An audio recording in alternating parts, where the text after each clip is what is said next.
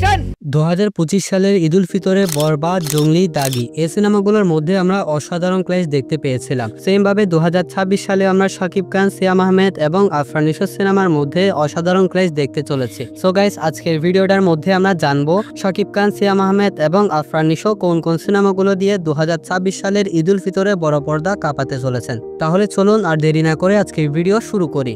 প্রথমে আসি সিয়াম আহমেদের কাছে। 2025 সালে জঙ্গলি সিনেমা দিয়ে সিয়াম আহমেদ খুব ভালো প্রশংসা কুড়িয়েছিলেন এবং জঙ্গলি এটা একটা ফ্যামিলি ব্লকবাস্টার সিনেমা ছিল। আর 2026 সালের ধামাকাটা হতে চলেছে আরো বড়, কারণ 2026 সালে সিয়াম আহমেদ যে সিনেমা নিয়ে আসবে সেই সিনেমা পরিচালনা করবে বরবাদ সিনেমার ডিরেক্টর মেহেদী হাসান হৃদয়। শুধু তাই নয়, সিনেমাটা প্রডিউস করবে বরবাদ সিনেমার production company real energy production. বেশ কিছুদিন আগে এমনটা শুনতে পাওয়া গিয়েছিল মেহেদী হাসানের পরিচালনায় এবং রিয়েল এনার্জি প্রোডাকশনের প্রযোজনায় শাকিব খান আরো একটা বিগ বাজেট সিনেমা সাইন করেছেন। আর সেই সিনেমাটার স্ক্রিপ্টের কাজ সম্পন্ন হয়েছে। শাকিব খানও সেই সিনেমা করার জন্য আগ্রহ প্রকাশ করেছে। বাট মেগাস্টার শাকিব খান ও আরেকটি সিনেমায় চুক্তিবদ্ধ হওয়ার কারণে মেহেদী হাসানের সাথে এই সিনেমাটা পোস্টপন্ড হয়ে গিয়েছে বা পিছিয়ে গিয়েছে। আপনারা আবার মনে করিয়েন না যে শাকিব খানের জায়গায় সিয়াম আহমেদকে নেওয়া হচ্ছে, তাই মূলত বিষয়টা ক্লিয়ার করে দিয়েছি। সো মেহেদী হাসানের সাথে সিয়াম আহমেদের যে সিনেমা আসবে সেই সিনেমার গল্প হবে আলাদা। যদিও সিনেমাটার অফিসিয়াল অ্যানাউন্সমেন্ট এখনো আসে নাই, কিন্তু খুব তাড়াতাড়ি চলে আসবে। তবে আমার মনে হচ্ছে এটাও হতে চলেছে বরবাদের মতন একটা অ্যাকশন ভায়োলেন্স সিনেমা, কারণ মেহেদী হাসান একটা ইন্টারভিউর মধ্যে বলেছে তিনি আগামী যে কয়েকটা সিনেমা নির্মাণ করবেন প্রত্যেকটা সিনেমায় হবে অ্যাকশন ভায়োলেন্স সিনেমা। তাছাড়া তাণ্ডব সিনেমার মধ্যে সিয়াম আহমেদ যে আরমান মানসুর ক্যারেক্টারটা প্লে করেছিল এটাও কিন্তু একটা ভায়োলেন্ট ক্যারেক্টার। আর আরমান মানসুর এই ক্যারেক্টারটা প্লে করে সিয়াম আহমেদ বুঝিয়ে দিয়েছেন তাকে দিয়েও অ্যাকশন কমার্শিয়াল সিনেমা করা পসিবল। আর মেহেদী হাসান যদি সিয়াম আহমেদকে দুর্দান্তভাবে ব্যবহার করতে পারে তাহলে মেহেদী হাসান এবং সিয়াম আহমেদের এই কোলাবরেশনটা বড় পর্দায় আগুন লাগিয়ে দিবে। বাকি সিনেমাটার অফিসিয়াল অ্যানাউন্সমেন্ট আসা পর্যন্ত আমাদের অপেক্ষা করতে হবে।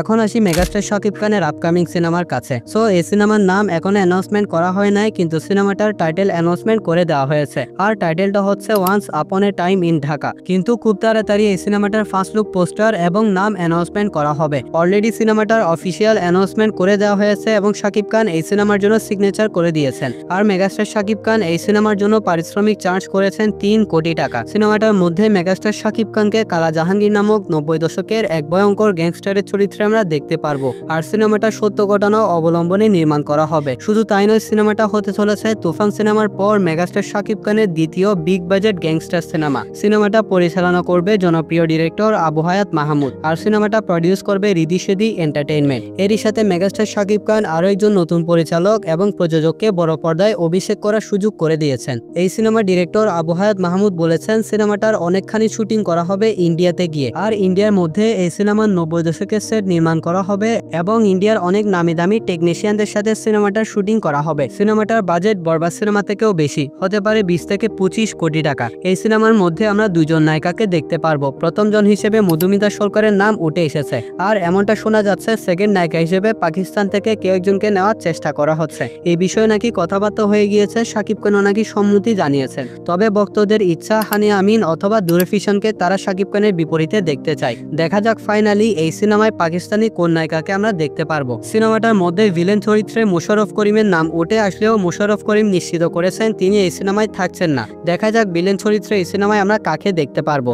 আবু হায়াত মাহমুদ তিনি অত্যন্ত ট্যালেন্টেড একজন ডিরেক্টর। তার প্রমাণ হচ্ছে উপকূল নামের একটি শর্ট ফিল্ম। এই শর্ট ফিল্মটার মধ্যে আবু হায়াত মাহমুদ খুব ভালো বিএফএক্স দেখিয়েছেন এবং নিজের যোগ্যতার প্রমাণ দিয়েছেন। তাই আমরা আশা রাখতে পারি মেগাস্টার শাকিব খানের সাথে আপকামিং এই গ্যাংস্টার সিনেমাটা ঢালিউড ইন্ডাস্ট্রিতে গ্যাংস্টার সিনেমার এক নতুন মাইলফলক সৃষ্টি করবে। আর সিনেমাটা যদি নির্মাণ, গল্প, প্রেজেন্টেশন, স্টোরি টেলিং সবকিছু ঠিকঠাক থাকে এবং সিনেমার টিম পাইরেসি ঠেকানোর জন্য যথাযথ ব্যবস্থা নেন তাহলে এই সিনেমা হতে পারে ঢালিউডের প্রথম 100 কোটি আয়কারী সিনেমা। এখন আসি আফরান নিশোর কাছে। সুরঙ্গ এবং দাগির মতন ব্লকবাস্টার সিনেমা দেওয়ার পর আফরান নিশো জানিয়েছেন তিনি এখন নিয়মিত সিনেমাতে কাজ করবেন। সো 2026 সালে আফরান নিশোর আপকামিং সিনেমার নাম হচ্ছে দম। প্রথম দিকে শোনা গিয়েছিল এই সিনেমায় প্রধান চরিত্রে দেখা যাবে চঞ্চল চৌধুরীকে, কিন্তু এখন এই সিনেমায় প্রধান চরিত্রে দেখা যাবে যাবে আফরান নিশোকে, সাথে থাকবেন চঞ্চল চৌধুরী। সিনেমাটা পরিচালনা করবে রেদওয়ান রনি। এটাও হতে চলেছে একটা গল্প নির্ভর সিনেমা। এমনটা শুনতে পেয়েছে আফরান নিশো এই সিনেমার গল্পটা অনেক বেশি পছন্দ করেছেন এবং তারা খুব তাড়াতাড়ি শুটিং সেটে চলে যাবেন। ওভারঅল দম এটা একটা গল্প নির্ভর পাওয়ারফুল সিনেমা হতে চলেছে। এখন অপেক্ষা শুধু এই সিনেমার টিজার ট্রেলার গুলো দেখার জন্য।